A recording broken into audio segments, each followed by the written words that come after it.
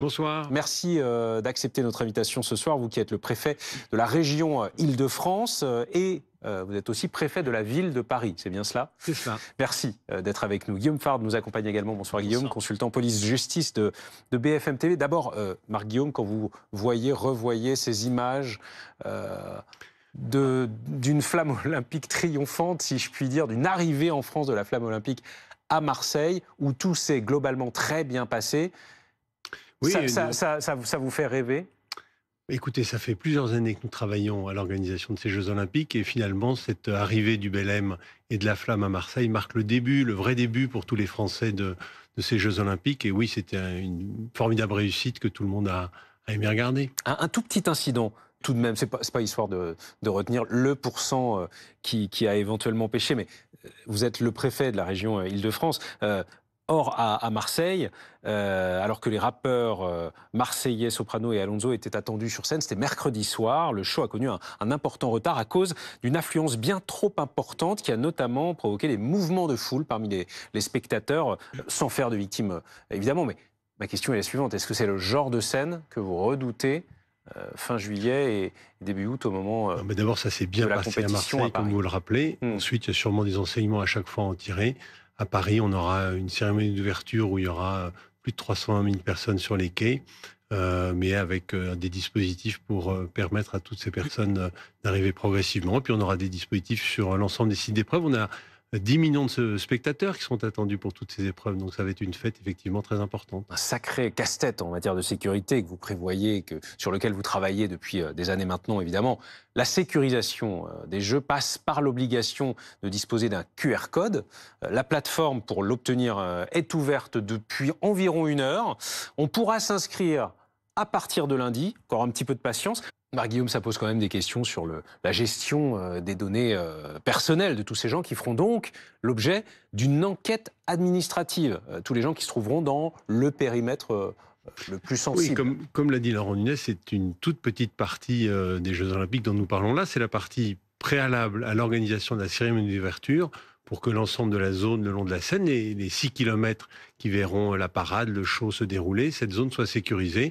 Mais encore une fois, pour tous les grands événements, il y a des opérations de criblage de cette nature. Elle prend une forme un peu plus grande compte tenu de ce que sont les Jeux Olympiques. Qu'est-ce qu'il y a derrière l'expression enquête administrative? Eh bien, ça peut paraître vaste comme travail. Non, comme l'a dit Laurent Nunez, il s'agit de vérifier que les intéressés ne présentent pas des profils qui seraient inadéquats pour cette cérémonie. Pas d'atteinte un peu exagérée à la vie privée des personnes qui feront l'objet de l'enquête? Non, tout ça fait l'objet, encore une fois, de décrets très encadrant pour la nature des recherches qui peuvent être faites pour les intéressés. Encore une fois, rien de neuf par rapport à d'habitude.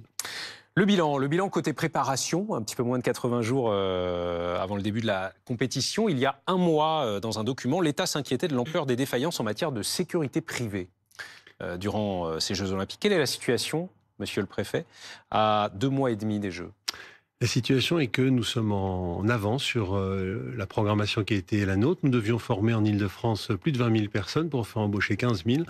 On a déjà dépassé 22 000 formations. On en est à près de 13 000 embauches. Vous vous rendiez compte qu'en ce moment, nous formons 1 500 personnes tous les mois. Le mois dernier, on a fait près de 1 000 embauches, c'est-à-dire 180% de plus qu'il y a 1 an. On a 5 500 places de formation qui sont réservées pour les mois de mai et juin. Donc au rythme où nous avançons, beaucoup d'entreprises de sécurité privée qui ont remporté les lots du COJO sont déjà à 100% de leur effectif et les autres sont en train de travailler. Il reste 77 jours pour finaliser ce travail. Guillaume? Il y a peut-être, si je peux me permettre, une petite nuance à ce que vous dites, c'est que contrairement à un militaire dont on sait que par définition il sera présent le jour J, sinon ça s'appelle une désertion, un agent de sécurité privée, rien ne l'oblige à se présenter le jour J. Il peut avoir été pré-recruté par une entreprise de sécurité privée, puis considérer qu'après tout, c'est peut-être plus agréable de ne pas être à Paris, mais sur le bassin d'Arcachon et de vendre des glaces et pas faire de la surveillance humaine, et faire défaut à son employeur. Qu'est-ce qui garantit que vous aurez bien ces agents le jour J? Non, mais vous parlez de pré-recrutement. Quand nous serons en juillet, nous serons dans des phases de recrutement.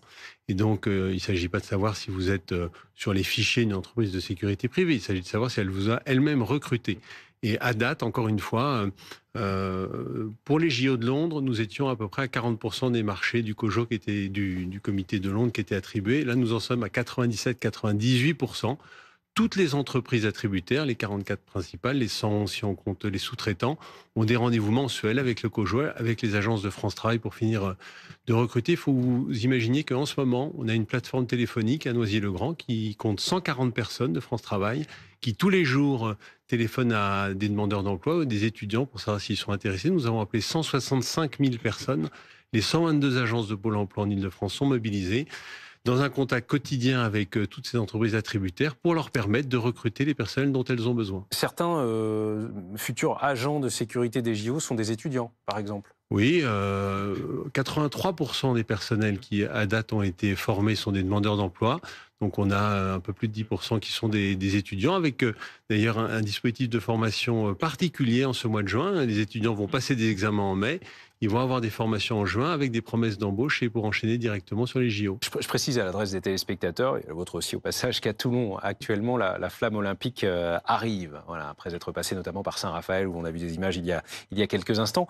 Monsieur le préfet d'Île-de-France, dans le document que j'évoquais, mi-avril, dans lequel l'État s'inquiétait de défaillance en matière de sécurité privée, était aussi envisagée l'éventualité de remplacer les vigiles par des policiers et des gendarmes le jour de la cérémonie d'ouverture. Cette éventualité n'est plus ce soir ? Écoutez, à date, le document dont vous parlez, encore une fois, doit être regardé à l'aune des résultats qui sont ceux du COJO, des entreprises de sécurité privée, de l'effort de l'État. À date, nous n'avons aucune raison de penser que ces entreprises n'arriveront pas à recruter l'ensemble des personnes dont elles ont besoin, qu'ensuite, au vu par exemple de ce qui s'est passé à Marseille ou d'autres événements dans la continuité de ceci, il faille s'ajuster. C'est possible, mais en tout cas, les entreprises de sécurité privée sont à la tâche pour avoir tous les personnels dont elles ont besoin. Est-ce que vous allez vous baigner dans la Seine ? Oui, bien sûr. Bien sûr, c'est ce que j'ai dit il y a plus de 3 ans et demi, quand nous avons commencé à travailler pour remettre en place le plan baignade. Donc il faut imaginer l'ampleur, 1,4 milliard. L'État, après l'addition du président de la République, que ces épreuves de triathlon et de marathon auraient lieu dans la Seine, a engagé 700 millions. Nous avons fait un travail considérable avec tous les élus locaux en amont de Paris, dans le Val-de-Marne, en Seine-Saint-Denis, à Paris bien sûr, où nous aurons bientôt réalisé la mise aux normes de la totalité des bateaux du Bief. Merci Monsieur le préfet d'Île-de-France. J'aurais une toute dernière question, juste toujours sur les JO, Guillaume. Le dispositif de sécurité pour ces Jeux olympiques et paralympiques a-t-il un équivalent dans l'histoire en France ? Non, parce que c'est un événement sans équivalent. Ouais. Une fois par siècle, la France accueille les Jeux olympiques.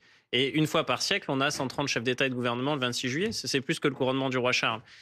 Donc, il n'y a pas d'équivalent. Mais il faut aussi dire qu'il y a une expertise. Ouais. En France, il y a des femmes et des hommes au ministère de l'Intérieur qui savent faire. Et les inquiétudes dont on a parlé portent sur la sécurité privée, pas sur les agents du ministère de l'Intérieur. Bien sûr, mais les agents de sécurité privée sont un motif d'inquiétude légitime parce que vous parliez d'éventuelles défaillances, d'absentéisme, autrement appelé le no-show.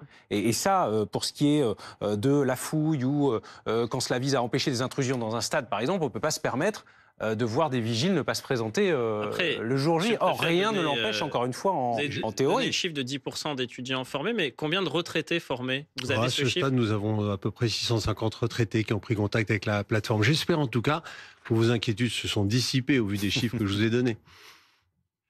On verra. Mais on verra à l'épreuve des faits, surtout comme vous le dites si bien. Merci Guillaume de nous avoir rendu visite ce soir.